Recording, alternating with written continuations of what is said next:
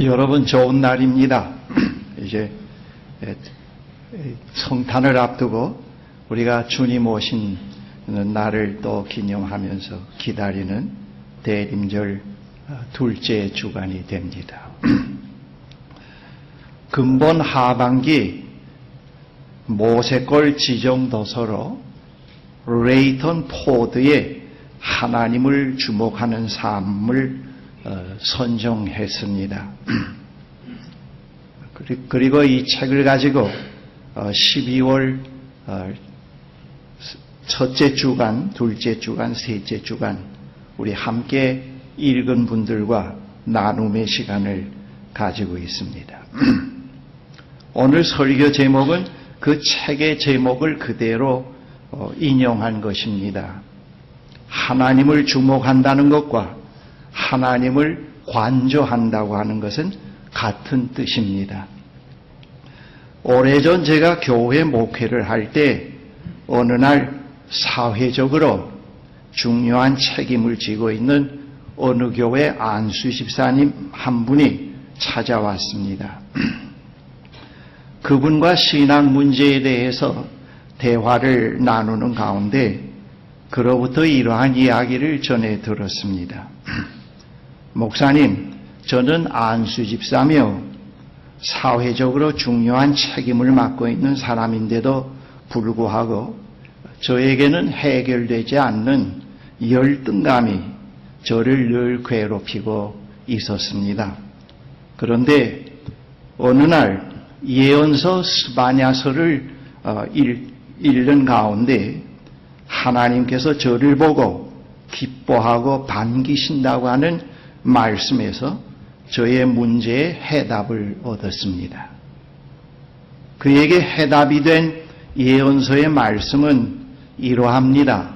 스바냐 3장 17절의 말씀인데 세번역 성경입니다. 오늘 제가 인용하는 성경은 모두 세번역 성경입니다. 주 너의 하나님이 너와 함께 계신다. 구원을 베푸실 전능하신 하나님이시다.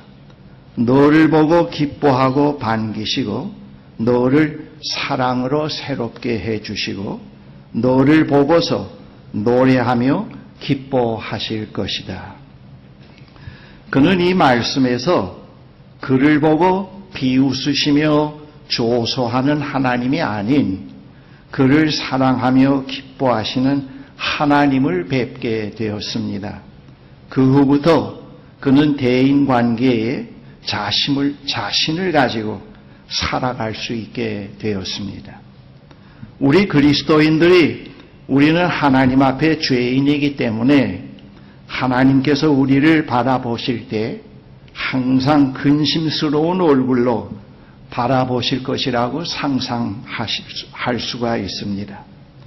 그래서 하나님 앞에 나아갈 때 언제나 주눅이 들어서 눈물을 흘리며 주먹으로 가슴을 쳐야 하나님께서 우리를 긍휼히 여기실 것이라고 생각할 수 있습니다. 저를 찾아온 형제는 오랜 신앙생활에서 하나님께서 그를 기뻐하시고 반기신다고 하는 생각은 감히 하지 못했습니다. 그러던 중 어느 날 그를 기뻐하시고 반기시는 하나님을 주목하게 되었습니다. 그를 보고 웃으시며 기뻐하시는 하나님은 그 형제에게 그때까지만 해도 감추어져 있었습니다.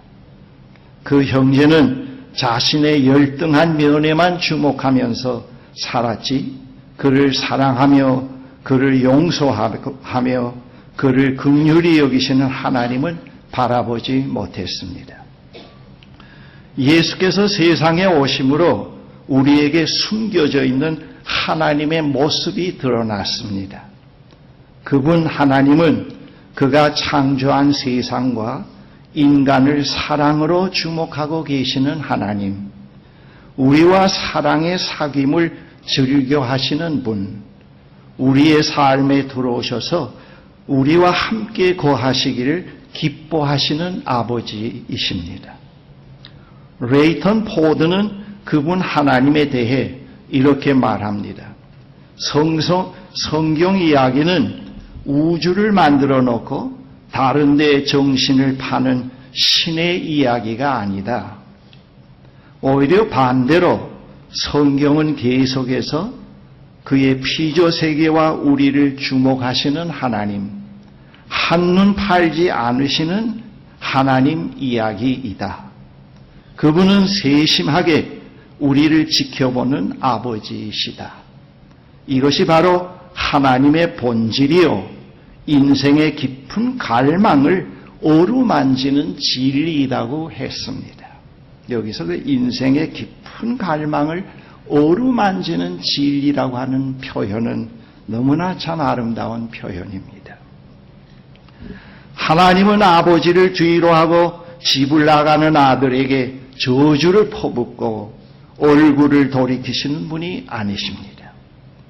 그와 반대로 아버지를 등지고 떠나는 아들을 긍휼과 사랑으로 애틋한 마음으로 바라보시는 아버지이십니다.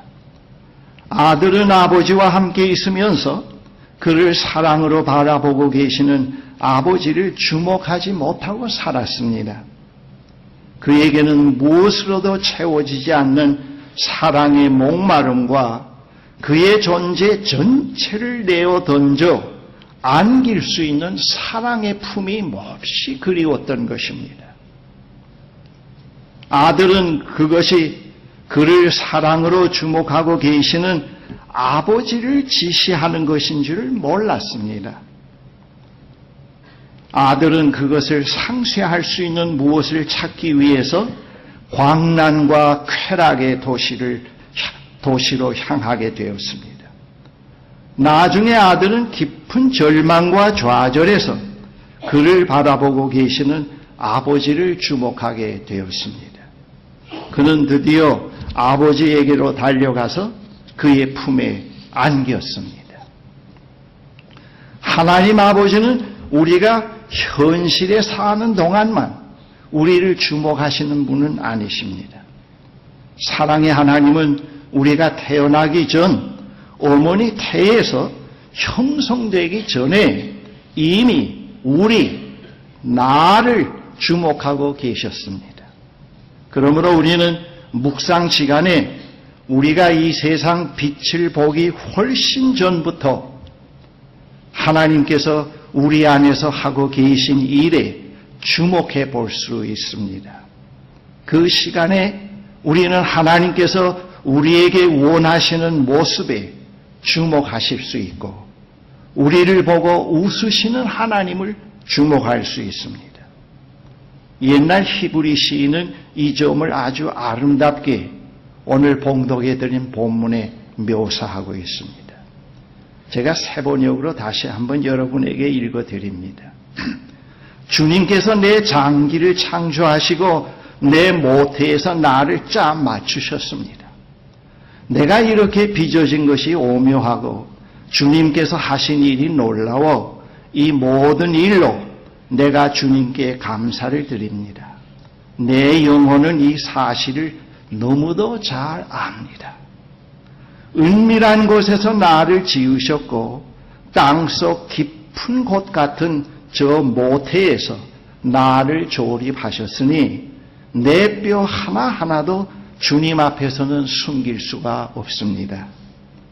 나의 형질이 갖추어지기도 전부터 주님께서는 나를 보고 계셨으며 나에게 정하여진 날들이 아직 시작되기도 전에 이미 주님의 책에 다 기록되어 있습니다.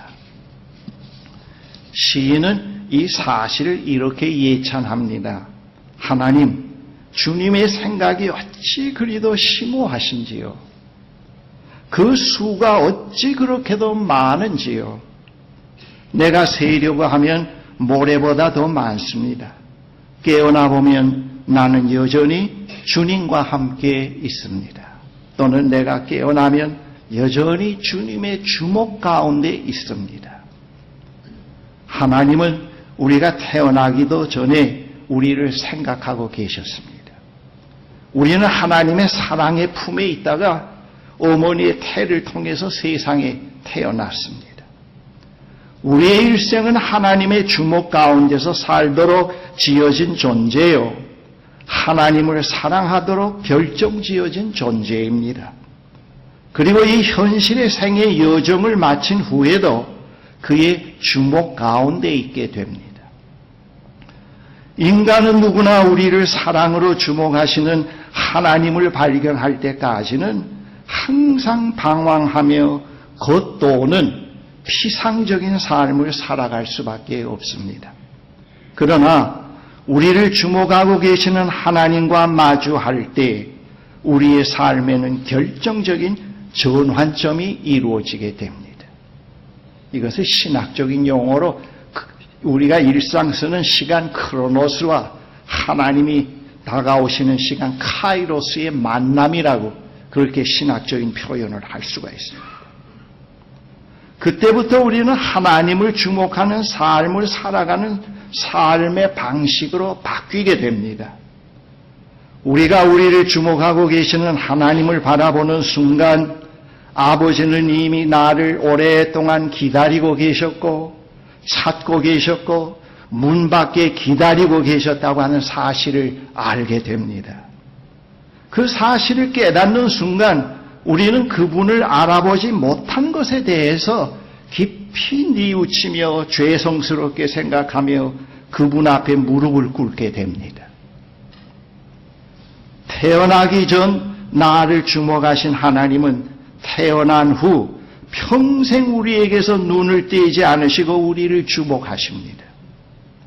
우리의 하루의 시작은 우리를 주목하신 하나님의 현존으로 나아가서 그분의 얼굴을 바라보는 것으로 시작합니다. 그리고 그분이 창조하시고 사랑으로 돌보시는 그분의 정원으로 나아가서 하루의 일과를 시작하게 됩니다. 그분과 함께 정원을 가꾸고 돌보는 일, 즉 계획된 일을 시작하고 추진하고 이웃을 돌보고 격려하며 품고 용서하며 뉘우치며 하루를 끝내게 됩니다.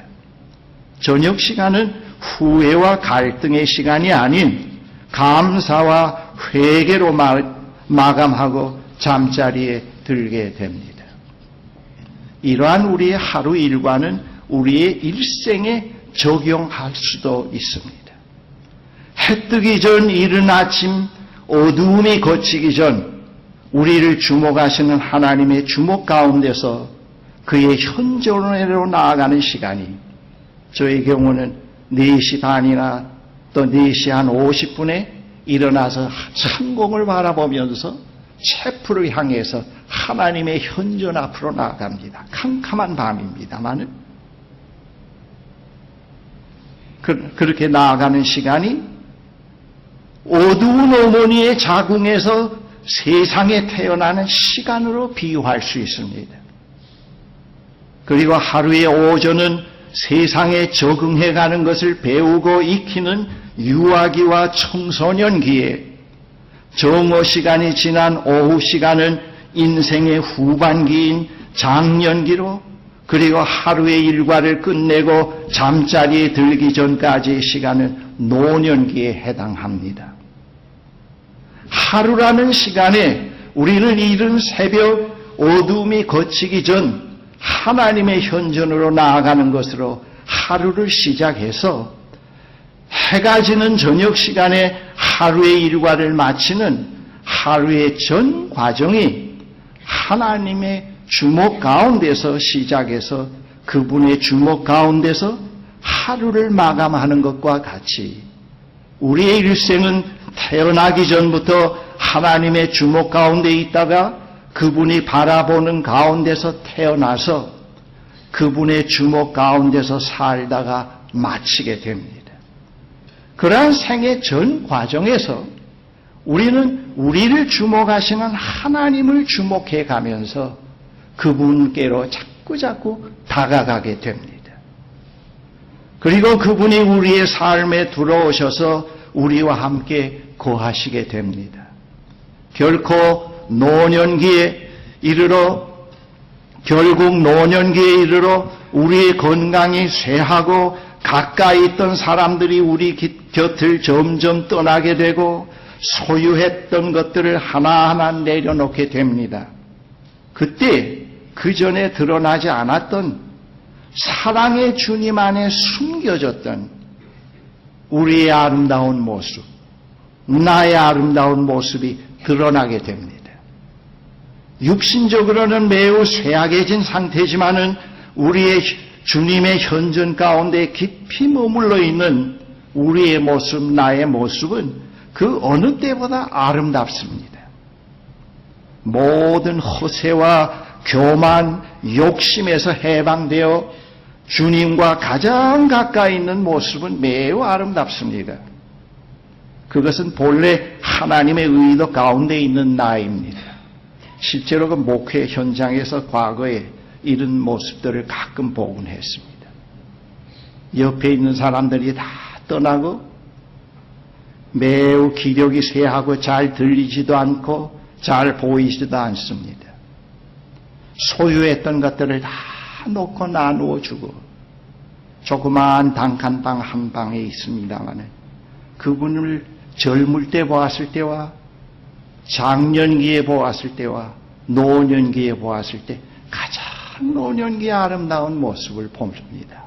허세가 다 빠지고 거짓에서 해방이 되고 소유욕에서 해방이 되면서 그의 진면모가 드러날 때 인간의 면모는 그 나중에 주님 안에서 이루어지는 그 모습이 악마가 아니구나. 이렇게 참 아름다운 모습이구나. 그걸 보고 느낄 때가 있곤 했습니다.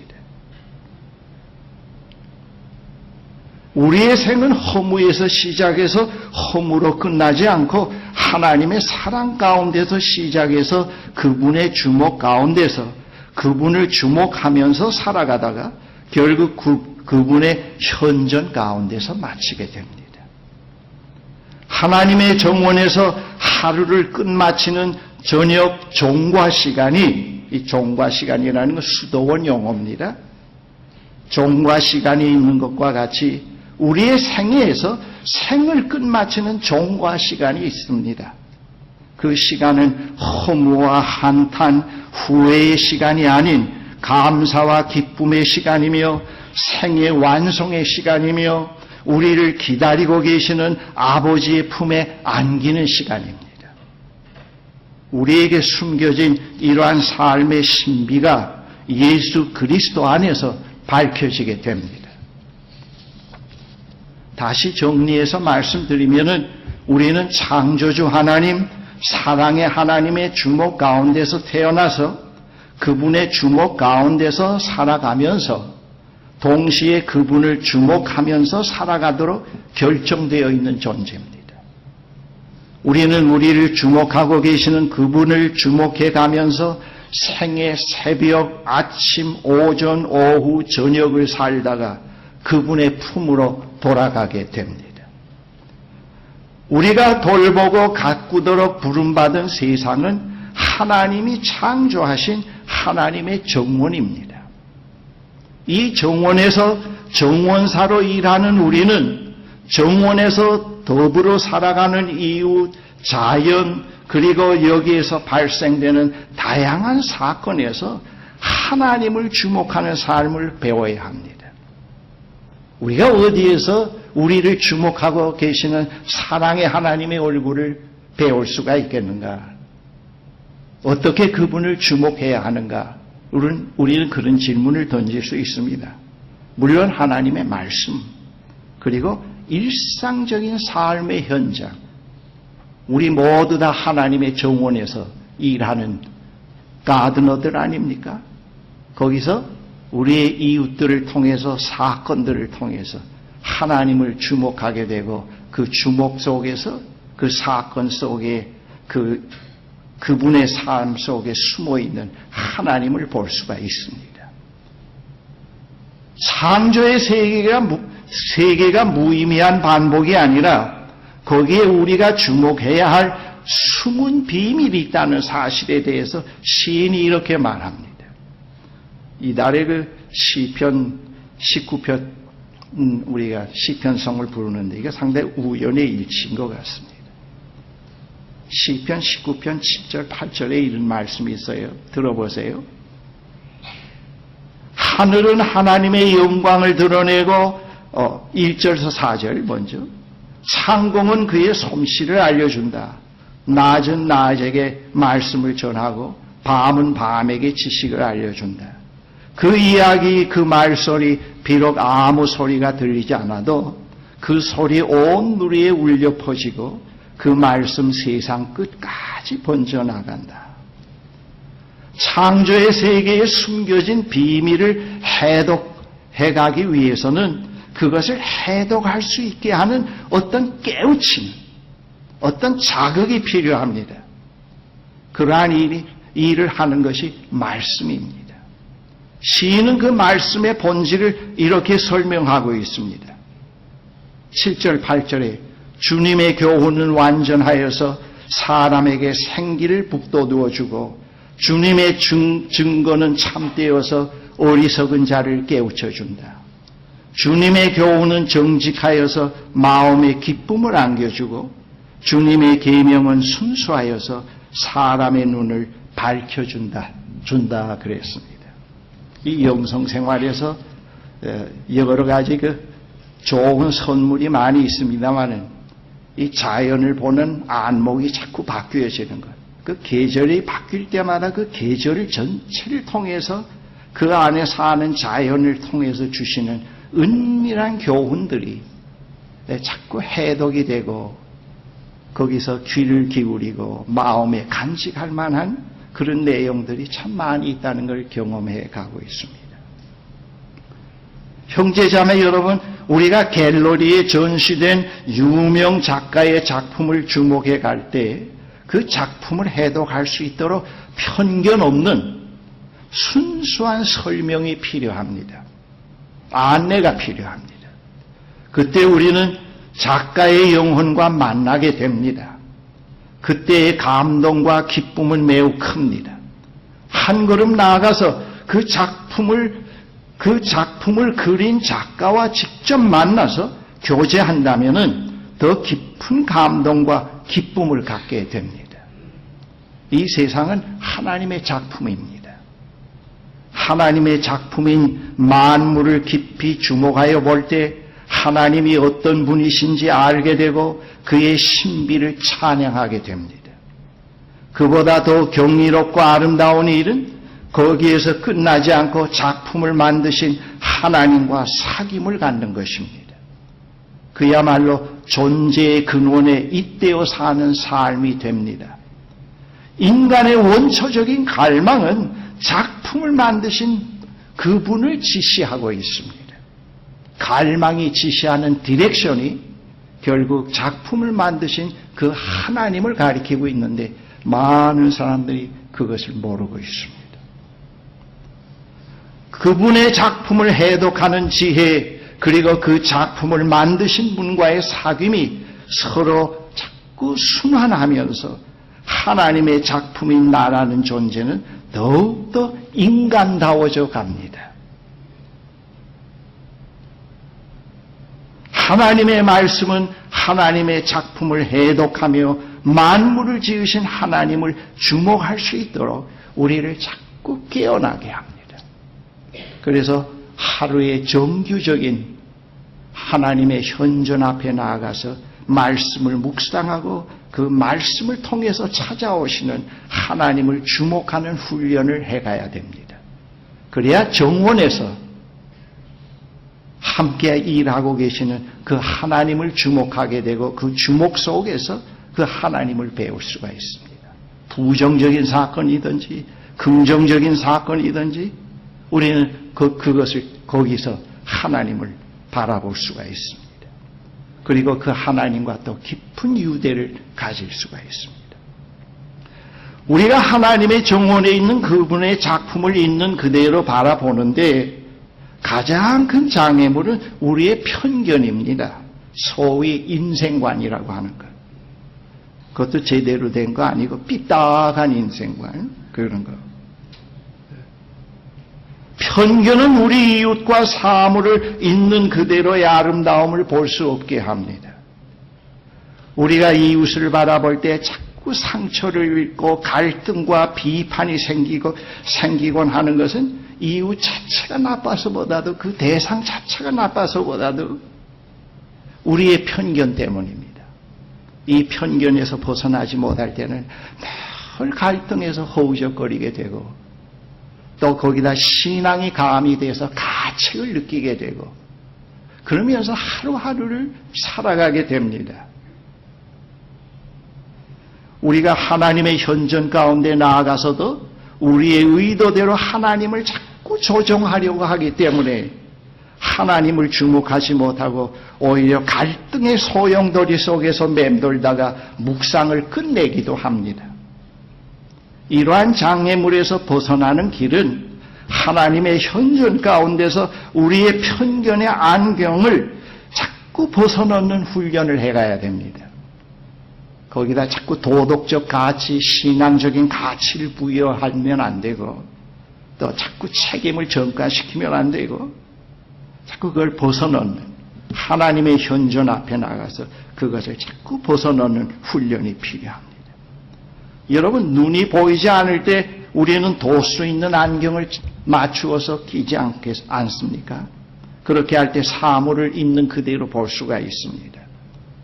그런데 반대로 영적으로 사물을 있는 그대로 볼 수 있기 위해서는 편견의 안경을 미련 없이 수시로 벗어놓곤 하는 훈련을 가져야 됩니다. 그래야 화해가 가능하고 그래야 받아들임이 가능하고 우선 내가 편하게 살 수가 있습니다. 내가 오고 계시는 하나님 나라 가운데 머물 수가 있습니다. 우리는 대림절에 오시는 하나님을 주목하게 됩니다. 우리는 편견을 내려놓고 우리의 이웃을 바라볼 때 거기에서 화해, 용서, 받아들임이라고 하는 하나님의 활동에 하나님의 현존 가운데 머물게 됩니다. 그리고 한 걸음 더 나아가서 고난 가운데 있는 이웃에게 그들과 함께 계시는 하나님을 보게 됩니다. 마더 테레사는 이런 얘기를 했습니다. 우리가 그 인도 도상에 있는 그 길가에 버려진 사람들을 나가서 데려다가 목욕을 시키고 기름을 바르고 죽을 먹이면서 그렇게 그분을 돌보는 것은 단순히 구제 차원이 아니라고 그랬습니다. 단순히 구제 차원이라고 하면은 그 일은 못한다고 그랬어요. 그런데 그 마더 테레사와 함께하는 그 자매들이 길거리에 나가서 그분들을 볼 때 그 눈망울 속에 예수 그리스도가 보인대요. 울고 계시는 그리스도가 보여서 그 현장에서 그리스도를 만난다는 얘기를 제가 책으로 읽은 적이 있습니다. 여러분, 우리가 대림절을 맞이해서 우리가 오고 계시는 하나님을 또 주목할 수 있어야 되고 또 이런 삶의 방식은 우리 그리스도인이 되었다고 하면 평생 이런 방향으로 삶의 트렌드, 경향성을 자꾸 바꾸어 가야 됩니다. 그러지 않으면 예수 믿는 거 참 애매해요. 사물을 보는 관점도 다 옛날과 똑같고 시기 질투에 늘 시달리고 자기 경멸에 시달리고 하나님은 보이지 않고 늘 자기 문제에 맴돌면서 거기에 빠져서 연민 속에서 하나님인지 뭔지 모르는데 나가서 그냥 울부짖기만 하고 그렇게 살 수가 있습니다. 하나님은 신실하신 분으로서 우리를 늘 주목하고 계십니다. 우리는 그 신실하신 하나님을 주목하면서 그분에게로 다가가는 그분과 깊은 사귐의 삶을 배워가는 삶으로 들어가야 합니다. 기도하십시다. 전능하신 하나님 아버지, 우리에게 대림절과 성탄절이 있다는 것 얼마나 감사한지요. 만약 이 절기가 없다면 우리는 정말 캄캄한 세상 속에서 늘 불의를 보면서 늘 악을 저지르는 그런 어둠의 권세들을 보면서 우리 스스로가 빛이 없는 가운데서 살 수밖에 없습니다. 그런데 이 대림절과 성탄절을 통해서 하나님을 우리에게 보여주셨고, 그리고 하나님이 우리를 보시고 사랑하시고 기뻐하시고 반기시고 때때로 슬퍼하시기도 한다는 사실을 알려주시고, 아버지께로 나아가서 아버지를 뵐 수 있는 삶으로 바꾸어 주심을 감사합니다. 이 자리에 있는 사랑하는 형제 자매들 우리 모두가 그런 삶으로 나아갈 수 있도록 허락해 주심을 감사합니다. 주여, 이 삶을 우리가 포기하지 않게 해주십시오. 이 삶은 세상에서 경영학이나 무슨 물리학이나 다른 공부보다도 더 소중합니다. 바르게 인간으로 사는 길이오니 우리로 하여금 늘 하나님의 주목 아래서 하나님을 주목해 가는 가운데서 참 인간다운 삶을 살아갈 수 있게 축복해 주시옵소서. 예수 그리스도 이름으로 기도합니다.